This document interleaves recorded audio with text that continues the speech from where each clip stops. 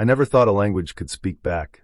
I thought words were safe, flat marks on paper, frozen in time. I was wrong. The fog was thick when I arrived at the Archivio di San Lazzaro that evening, curling around the stone arches like a living thing. Venice was quiet, almost too quiet, and the canals looked black and endless beneath the dim glow of lanterns. My breath came in short clouds as I climbed the steps to the monastery, my bag heavy with notebooks, pens, and the strange manuscript that had become the center of my life. Fabio was waiting for me at the entrance, his coat buttoned, a faint smile tugging at the corner of his lips. He didn't greet me like a colleague. His eyes held something else, something like hunger hidden behind polish and charm. "George," he said, voice smooth, almost hypnotic. "You're finally here. I think you'll find this text extraordinary." I nodded, swallowing the unease that had already begun crawling up my spine. Inside, the archive smelled of wet stone, old paper, and something else I couldn't name. The walls were lined with towering shelves, and the faint echo of dripping water followed me like a warning. The manuscript lay on the table, bound in dark leather that felt almost alive to my touch. The cover was unremarkable, save for the way it hummed faintly when my fingers brushed it, like it was aware I was holding it. I hesitated before opening it. The first page was covered in symbols I had never seen before. They seemed to shift as I stared, curling and twisting into patterns that made no sense. I leaned closer, and for the first time in years, I felt true fear. I copied the first few lines into my notebook. Each symbol was precise, deliberate. And yet, when I looked back after a few minutes, something had changed. The symbols had moved. Not in the manuscript itself, but on my page. My handwriting was wrong. The letters had altered, forming shapes that seemed to leer at me, mocking my attempt to control them. I heard the first whisper that night. I thought it came from outside, a faint sigh in the stone corridors. But when I checked, the halls were empty. The candles flickered, and the shadows seemed to twist just beyond my vision. I told myself it was fatigue, the result of months of sleepless nights and obsession. But deep down, I knew it wasn't. Fabio returned before I could get any rest. He leaned over the table, eyes scanning the manuscript as if he could see what it wanted from me. "You're close," he said. "Closer than anyone before. That language, it chooses its reader. And it has chosen you." I wanted to protest, to tell him that I didn't belong here, that I hadn't asked to be chosen. But the words stuck in my throat. There was something about the way he said chosen that made it feel like a verdict. That night, I read aloud a line from the manuscript, just one short phrase. The sound echoed through the archive, hollow and unnatural. The air grew colder. Candles sputtered as if struggling to survive. And then I heard it, a wet, rhythmic breathing behind me. I spun around. Nothing. Just the dark, empty room and the oppressive silence. I returned to my notes, trembling. On the margin of the page, black ink had formed a single word, continue. I couldn't stop myself. I read another line, and another, until my eyes stung and my hand cramped from writing. The language was alive, and I was its prisoner.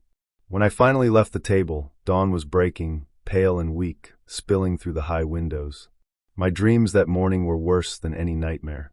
Endless corridors, doors that led nowhere, and whispers that called my name in voices that weren't mine. Fabio's words echoed in my mind. The manuscript chooses its reader. And I realized with a chill that it had chosen me not to learn, but to awaken. That day, I would come to understand the first truth about forbidden languages. Some words were never meant to be spoken, and some things should never be heard. I hadn't slept in days. My eyes were dry, and my hands shook whenever I tried to hold a pen. The mark on my hand, the one that had appeared after I first spoke the words from the manuscript, had spread. Thin, dark lines ran beneath my skin, almost like veins of ink. At night, I could feel it pulse like it had a heartbeat of its own, and the whispers had returned. Low, impossible murmurs that seemed to crawl along the walls, echoing from corners where nothing should exist. Fabio visited again, his smile calm but predatory. He didn't knock. He simply appeared in the doorway, like he had been there all along. "You're close," he said, his voice smooth. "The manuscript chooses. It knows who is worthy. You, George, are the vessel." I wanted to throw him out, to tell him I didn't want this, but the words stuck in my throat. The manuscript had already reached inside me. I could feel it watching, waiting. Elisa was gone. I didn't find her anywhere in the archive. Her desk was empty except for her notebook, covered in strange scribbles. Repeated over and over was a phrase that made my blood run cold. He's awake. I tried to convince myself it was coincidence, or maybe a prank. But later, when I played a recording of myself reading another passage, I realized I had been lying to myself. The voice on the tape wasn't mine. It was deeper, layered, almost alive, and it hummed with a hunger that I couldn't name. I could feel the manuscript moving beneath my fingers, even when I wasn't touching it. Words shifted across the pages, forming sentences that weren't there before. Some were warnings: close your mouth. It sees through you. Others were demands: speak. Finish. Complete. Fabio appeared again the next night, more urgent, more commanding. It needs you, he said. You must finish. Only you can bring it into the world. I wanted to run. I wanted to burn the manuscript and throw it into the canals, but a force stronger than fear held me in place. The words were already inside me. I could feel them coiling around my thoughts, whispering at the edges of my mind. I wasn't translating anymore. I was summoning. He led me to a hidden chamber beneath the archive. The air smelled of damp stone and old paper.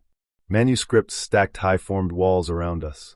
Flickering oil lamps cast shadows that seemed to stretch and twist, reaching for me.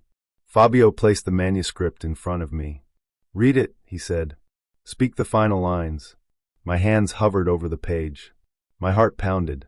I could hear the whispers louder now, urgent, desperate. I read, my voice trembling. The words felt alive, curling into the air like smoke. The chamber shivered, and the shadows began to move on their own. Fabio's body changed. His mouth opened impossibly wide, his eyes glinting with a black hunger. The air grew thick, suffocating. The creature emerged not from the floor or the walls, but through the language itself. Words twisted into shapes, shapes that breathed and lunged. I realized then that I had brought it here. I had spoken it into existence.